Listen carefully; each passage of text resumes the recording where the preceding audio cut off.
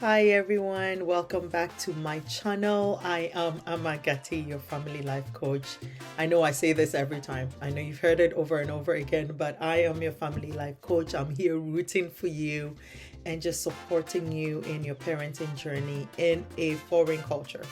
So I know that if you're listening to me, you're probably someone who was born in a culture um, that is different from where you're living right now, or in a country which is different from where you're living. So this channel is dedicated to you. It's called Parenting in a Foreign Culture. Anyway, so if you're like me and you have a teenager or you're raising a preteen, it comes with its own challenges. It's a new territory for all of us. And sometimes we forget that we've been teenagers before, and that, some of the things that we watch our children do, we probably already have done it and walked that path, right? And so I'm doing this episode just to encourage you and to give some tips that are proven and research based, and hopefully it would all help us. So, I am not an expert, I tell you this all the time. As I learn, I teach, but I do have some training under my belt that allows me to teach and to also fish out information that is evidence based, research based. Okay, so let's talk about parenting teens. It's funny, I heard this quote, and I'm not sure who actually invented the quote, but it said that when our children are younger, we are their managers, right? So we manage them, we manage where they go, their friends, who they hang out with. As they grow up, we become a consultant and we move away from the manager role. And I think that the teen years is when the transition slowly begins, where we start giving our children the permission and the privileges to be more independent. Sometimes they seek the independence quicker than we're ready to give. And so usually that would arise in a conflict. And so, as we parent, there are some things that, even for me personally, I have noticed that we need to take on and understand as parents, right? So, when our children were younger, they always viewed us in this light of perfection, right?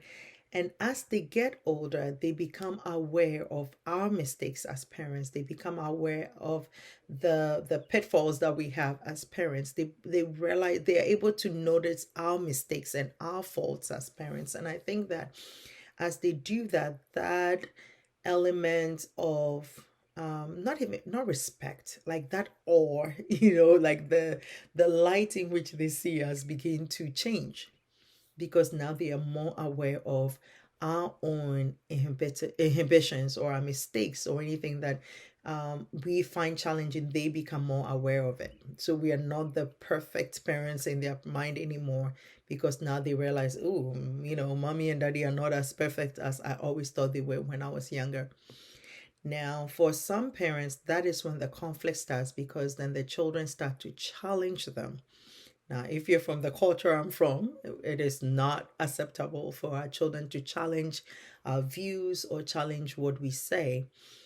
But if we're raising our children in the Western world, where I'm assuming most of you watching me are doing, they are voicing and challenging our thoughts about different things. They are challenging our values, our norms, and sometimes there's a bit of conflict. So I remember one time when I first came into this country, which is the United States. I was in an African store, and a father, I think from another country like Nigeria or somewhere, had come and was complaining to the store owner where I was shopping about their son, who was being disrespectful and being a teenager who wasn't listening. And so his plan to combat that was to put the kid on a flight and send him to Nigeria. So he planned this elaborate vacation with the entire family. And then when they got to Nigeria, he put the child in the care of another parent, another family member, and said, "Oh, you're going to the village to go visit your grandparents." But then he took the boy's passport and everything, and he left the child in Nigeria for at least 2 years at the time when I was hearing or eavesdropping on this conversation. And everybody in the store who was listening were applauding this guy for sending his son to Nigeria. In that moment, I can't even tell you what I was thinking because I don't remember what I was thinking. It was several years ago.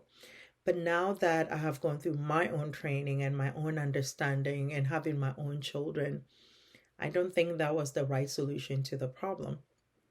I think that sometimes we want to outsource our parenting because we are at wit's end and we don't know what to do about the situation. The truth is that we all have challenges when it comes to raising teenagers. Everyone does, right? And so, one of the things that I think we should all start doing is talking to other parents who have children around our children's ages. And then you'd realize nothing your child is doing is probably completely out of the norm, right? And the more you talk, you realize that, oh, someone else is going through the same thing. And so then we can handle whatever the situation is. And talking to someone definitely gives you more insight and makes you relax about your own situation. Because sometimes you listen to other people's situations and you realize yours is not as bad at all. Right? So, anyway, talk to somebody, talk to another family, talk to another parent that you can trust. I know that culturally, some of us try to hide things in the family because we don't want someone to judge us or talk to us or see us in a certain light. And then you start talking and you realize, oh, this is typical teenage behavior. Or when you start talking, you realize, oh, this is not typical teenage behavior. And then if you need to seek help, counseling, therapy, something like that, then you can do that. But you need to talk to someone. You need to find like-minded parents and find out what they are dealing with their teenage children.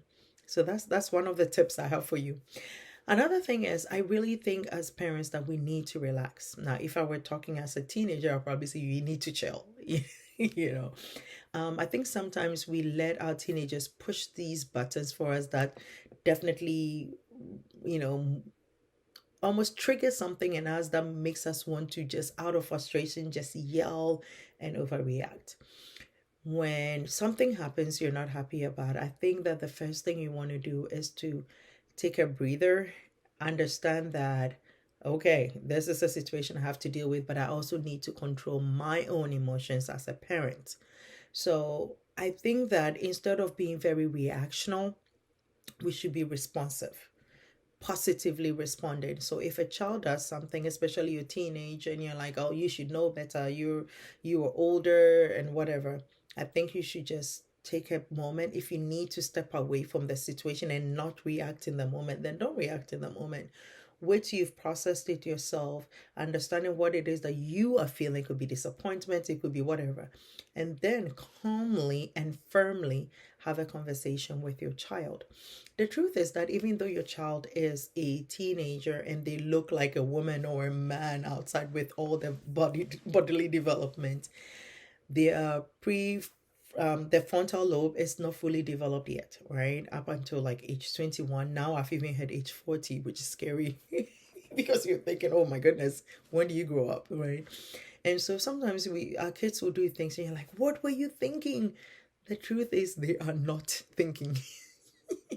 Because the reasoning part of that brain is still developing. So I think that sometimes we look at our teens and they look older and you're expecting that they should act accordingly. But then we start paying full attention and realize that no, sometimes it's not, right? So when something happens, I think the first thing you need to do is to take a breather, control your own emotions. And then when you are calm enough, then you can confront whatever the issue is. I also think that another tip that I've read around is that you need to set clear boundaries. This is the curfew. When you go out with these friends, this is when you come back.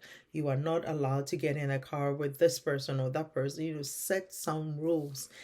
They will fight it tooth and nail. If they need something, they're going to fight it. But you need to be firm and consistent. So if something is a no, then it's a no. I'm sorry. If it's a yes, then it's a yes. But we need to learn, and if this applies to parenting all in general, we just need to be consistent, in how we address things and how the rules that we set. And so, but I also feel like we need to also let our children play within a certain boundary, because the truth is, home is where they can make these mistakes and quickly recover from, because you don't want them going out to college and going out there and hitting the extreme because we've overly protected them at home. one day they're going to get to the university, right? And when they get to the university or college, that is not when they start testing their boundaries. So I always share the story personally that in high school in Ghana, I was in boarding school, as most people are. And in boarding school, there was a rising bell, there was a breakfast bell, chore, there was a bell for everything. Everything was regimented, and everything was within this boundary of this boarding school we were in. And then I got to the university and realized, oh my goodness, I don't have to wake up at a certain time. I can skip a class and read somebody's notes. I don't have, I got all this freedom. And I tell you, my first semester, my results were not the best because I had so much freedom and I didn't know what to do with the freedom. And when I finally woke up and decided, oh my goodness, I should be studying for this test or planning for this project, I was almost done with my first year. And that really cost me because then our educational system had the weighted average system. And so that kind of follows you along. And so it wasn't a clean slate every semester. And that really, really messed me up. And so my point is that we need to allow, I'm not saying we should just take our hands off and give them freedom, but I'm also saying that within a reasonable boundary, we should let our children explore just a little so that when we send them out there, we're not worried about what it is that they are doing, what parties they're attending, who they're hanging out with, because they will do that.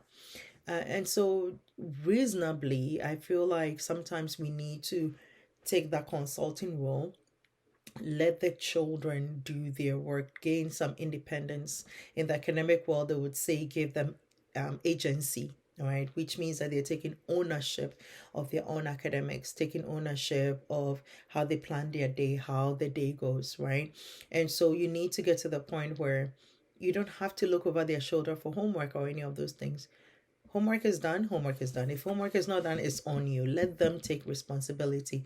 If they're having issues at school, let them be the ones to go see the teacher.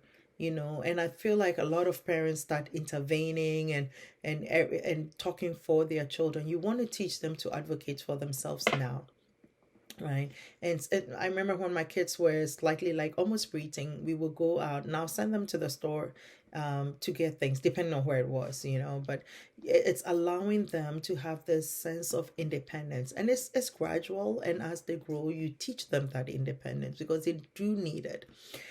So yeah, just, I think that you should be relaxed. I will take on some more tips in my next recording, but relax. Don't react right away because your blood pressure is going to go this high. And just remember that they are also learning.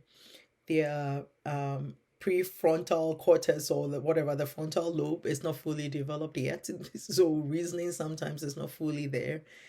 You need to also learn to become a consultant and not a manager at this point. Let them learn the ropes. Let them learn to advocate. If there's a problem with school, let them be the ones going to the teacher. You can ask to make sure it was done, but let them start taking these as independent steps. All right. So I will come back again with some more tips. Hopefully something I've said today has got you thinking. But definitely I hear you. I do have a teen. I do have a preteen. And sometimes it's not easy because you are battling your own insecurities as a parent. And now you have someone who thinks they know, right? And so it's button heads with you sometimes. But breathe. Do not react. Respond. Okay, and you can do it. So anyway, I hope our time together has been beneficial to you. Something I've said has been worth it to you. I thank you for listening. I thank you for sharing. I thank you for subscribing. I look forward to coming your way again soon. Again, I am Amagati. I am your family life coach. And I'm rooting for you.